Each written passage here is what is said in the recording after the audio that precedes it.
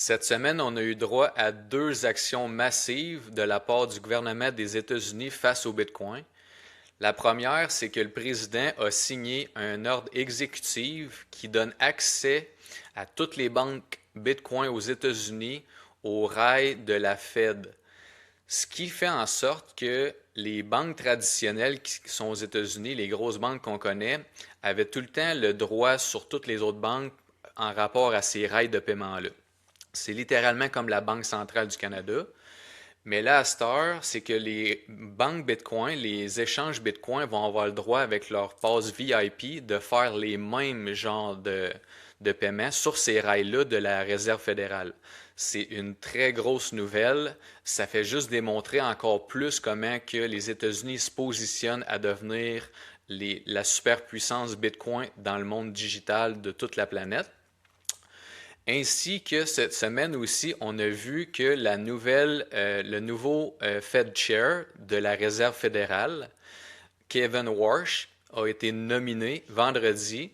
Puis lui, en vrai, qu'est-ce qui est le fun, c'est que c'est déjà un Bitcoiner. Il sait c'est quoi. Il est exposé très, très, très gros dans le Bitcoin. Il explique aussi, des fois, il passe aux nouvelles, il parle de Bitcoin, que le Bitcoin, c'est la nouvelle art digitale pour les jeunes, mais il dit 40 ans et moins, mais moi, je dis que c'est plus 65 et moins, parce qu'il n'y a pas d'âge dans le Bitcoin, tu deviens souverain de ta propre monnaie. Ça te donne la liberté de transiger quand tu veux, où tu veux, d'emmener ton argent où tu veux. Puis là, on voit ces deux choses-là dans la même semaine qui se passent aux États-Unis. Ça passe pas tout dans les nouvelles, ces affaires-là. C'est faut que vous faites vos propres recherches.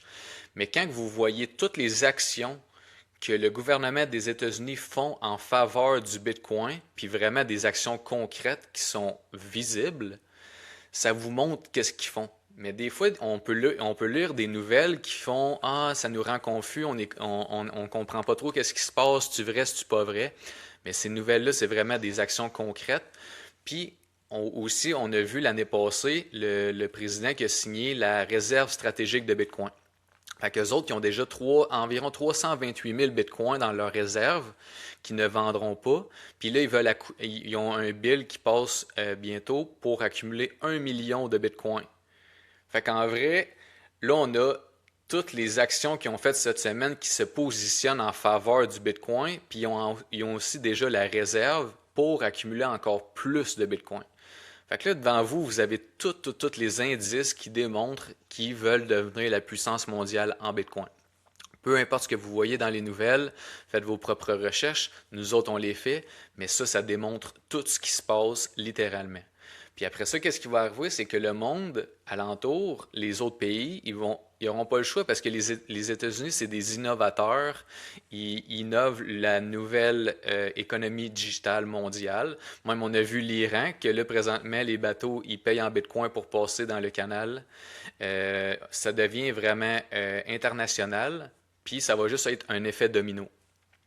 Fait que je vais laisser la parole à JF, qui va nous parler. Au Canada, on a une loi C15 qui est littéralement les stablecoins, comme aux États-Unis, mais par exemple, notre gouvernement, nous autres, il n'est pas autant pro-Bitcoin, pro-digital comme qu'on l'aimerait encore. Mais ça parle de la surveillance monétaire qui passe dans ces billes-là, que c'est pour ça qu'on veut en parler sur le podcast. Puis je vais laisser JF en parler. Merci, Jimmy.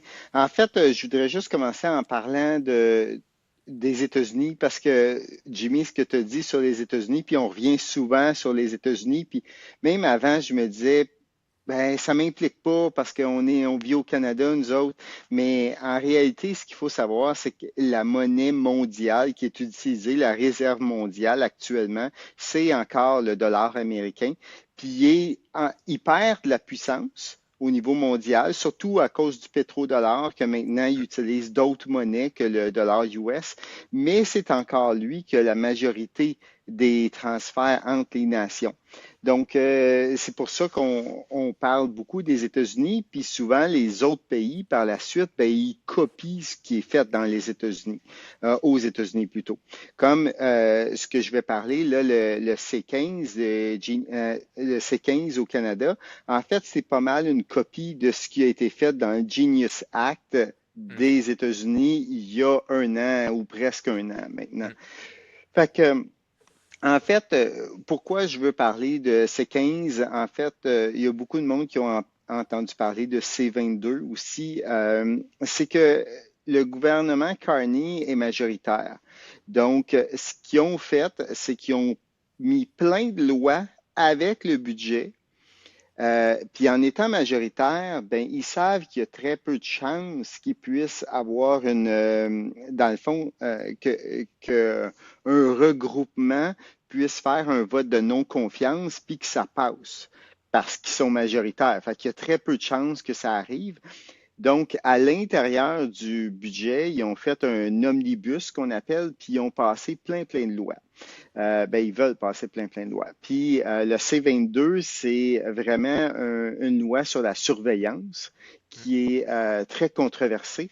Euh, et puis, C15, c'est sur les monnaies numériques, les stablecoins.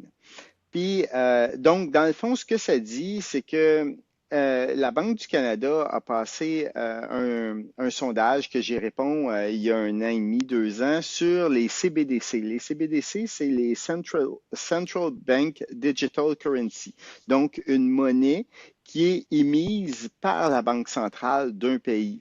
Et puis, c'est très impopulaire. C'est ça qu'ils ont en Chine actuellement, puis c'est impopulaire parce que c'est une monnaie qui est contrôlable. Et puis, on dirait, moi, ce que j'ai l'impression, c'est qu'ils utilisent les stablecoins pour, parce que ça gagne en popularité, pour légitimiser ça. Mais à l'intérieur du C15, ben, étant donné que ils doivent avoir une réserve de 1 pour 1, c'est la même chose aux États-Unis. Donc, pour émettre un, 1 dollar digital canadien, ils doivent avoir 1 dollar en banque ou un bon du Trésor, exemple, en banque. Euh, donc, ça permet, ben, ça fait qu'ils sont obligés d'acheter des bons du Trésor, ces compagnies-là qui émettent le stablecoin. Puis, ça veut dire ils vont être très influencés par les politiques aussi, parce que leur monnaie leur réserve vient de là. Et puis, eux, leur modèle d'affaires, dans le fond, c'est qu'ils vont pouvoir, ils vont avoir des intérêts de la Banque du Canada pour acheter des bons du Trésor, mais eux, ils n'auront pas le droit de remettre des intérêts. OK. Donc, eux, leur argent, ils le font avec le 3% d'intérêt, exemple, du bon du Trésor. Par contre, le problème de cette monnaie-là, c'est que ça ne règle pas les devises fiat qu'on utilise aujourd'hui. En fait, c'est exactement la même chose, mais en format numérique. Puis s'il y a quelque chose, c'est pire, en fait. Parce qu'une monnaie papier, une devise fiat, même si on sait qu'il en crée puis ça crée l'inflation, si j'ai un 20 puis que je vais te voir, Jimmy, puis je te donne un 20 en échange d'un bien ou d'un service, ben c'est privé, c'est entre nous deux. On vient de faire une transaction, les deux, on est d'accord, mais c'est privé, il n'y a personne d'autre qui le sait. Quand ils intègrent les monnaies numériques, ben peu à peu, ils vont faire disparaître les monnaies papier. Puis là, ben, les monnaies numériques, eux autres, sont traçables. Puis avec le C22, ben, ça fait que ces compagnies-là vont être obligées de fournir les informations au gouvernement de tout ce que le gouvernement demande. Puis ils n'ont pas besoin de mandat pour faire ça. C'est ça l'affaire avec OK. C22. Fait que pas besoin de mandat. Ils disent, ah, Jimmy, ça fait 14 fois qu'il parle de Bitcoin au téléphone avec une autre personne. Ben lui, il s'en va dans une boîte. Puis quand ça fait plusieurs boîtes que tu es là, ben là, ils vont dire, OK, ben lui, je veux que tu me sortes toutes les transactions de cette personne-là. Tu sais. Fait que, puis le problème de ces monnaies-là, c'est qu'ils deviennent contrôlables. Premièrement, comme je viens d'expliquer, c'est qu'ils peuvent voir ce que tu fais. Mais deux, c'est que si un moment donné, exemple, un gouvernement rentre, puis ça, là, je fais une parenthèse, là, ça, c'est toujours en disant, ils font pas ça pour mal faire à la base. Ils font pas ça pour mal faire, mais l'histoire, c'est que si le prochain gouvernement, il fait pas ton affaire, ben là, tu sais, je donne un exemple, OK? On n'a pas ça au Canada, mais je prends souvent le même exemple, là. L'avortement, il est légal au Canada, puis je pense pas, honnêtement, qu'à aucun moment, on aura un blocage sur l'avortement. Je pense que tous les Canadiens sont pour ça, là, tu sais. Mais admettons qu'il y a un gouvernement qui est contre l'avortement. Puis que là, ben, des femmes veulent manifester, puis que là, ils s'en vont manifester tout ensemble. Ben, avec C22, ils sont capables d'avoir la reconnaissance faciale de toutes les femmes qui étaient dans la manifestation. Puis, suite à ça, ben, ils sont capables d'aller chercher leur monnaie numérique puis bloquer leur compte. Fait que là, les femmes ne voudront plus aller manifester pour ça. Tu sais, on s'entend, je sais que au Canada, ça paraît irréel, ce que je dis, mais ailleurs dans le monde, ça se fait. Ça se fait aujourd'hui. En Chine, ça se fait aujourd'hui, là. Mais on l'a eu quand même, JF, avec les truckers en 2022. Ça s'est fait en 2022, mais là, avec les lois, comme tu dis, qui sont en train de se faire mettre, ça va être encore plus facile pour eux autres. Fait que là, Exactement. Puis aussi, Puis, moi, j'ai déjà... Corrige-moi si c'est pas vrai, mais en Chine, comme tu dis, c'est déjà CBDC, mais le gouvernement, ça il tente de dire, Hey, Jimmy, ça me tente plus, lui, qui aille acheter telle affaire à tel magasin. Ils peuvent faire tout, tac, tu peux plus acheter à telle place. Puis même, ils contrôlent tes voyages. Puis si tu... Ah, lui, il essaie de sortir du pays. Non, et il passera pas. Fait que c'est vraiment plus contrôle sur ouais, ben, toute votre vie. ce que tu parles, c'est le côté crédit social. Donc, OK. ça pourrait aussi arriver éventuellement au Mm. Canada. Euh, Ils veulent essayer de faire des meilleurs citoyens en faisant ça. Mais imagine une situation où, puis là, tu sais, je vais dire ça, puis beaucoup de monde vont être d'accord, mais admettons, quand, tu as fumé toute ta vie, on sait que c'est pas bon de fumer, Mm. mais tu as fumé toute ta vie, tu as un cancer du poumon, puis là, ben, si tu te fais opérer, ben, à partir du moment où tu as ton opération, ils vont faire que ton argent numérique ne te permettra plus d'acheter des cigarettes. OK. Donc, là, tu sais, Mm.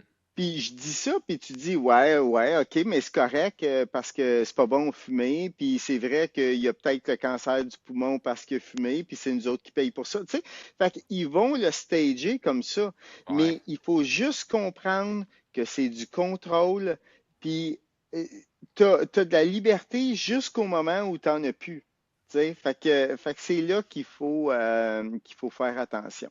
Ouais, parfait. Hey, je te remercie, JF. Même moi, je n'étais pas au courant de ces lois-là. Mais comme tu dis, essaye de passer ça par en arrière dans le même bill. Ça passe bien, puis on voit rien de ce qui se passe. Mais ça a rapport avec le Bitcoin parce que le Bitcoin, c'est une monnaie digitale. Mais là, comme on avait dit, même aux États-Unis, on a vu avec l'Iran, ils ont été capables de geler les comptes de l'Iran parce que c'était des stablecoins USD. Exact. C'est la même affaire canadien, mais là, ils peuvent le faire sur leurs citoyens. Fait que soyez vigilants. Puis je veux finir avec cette phrase-là, comme j'ai dit à JF tout à l'heure. Vous avez le droit puis la souveraineté de choisir Bitcoin qui est incorruptible. Personne ne peut vous empêcher de transiger. C'est la seule monnaie qui fait ça. Il n'y en a aucune autre comme ça. Fait que c'est pour ça qu'on parle de Bitcoin. C'est pour ça qu'on parle aussi des lois qui vont nous empêcher d'être plus libres. Mais Bitcoin, c'est la liberté. Puis on va tout le temps continuer à faire du contenu là-dessus. Fait que je vous remercie à tous. Merci JF. Puis on se revoit la semaine prochaine. Yes.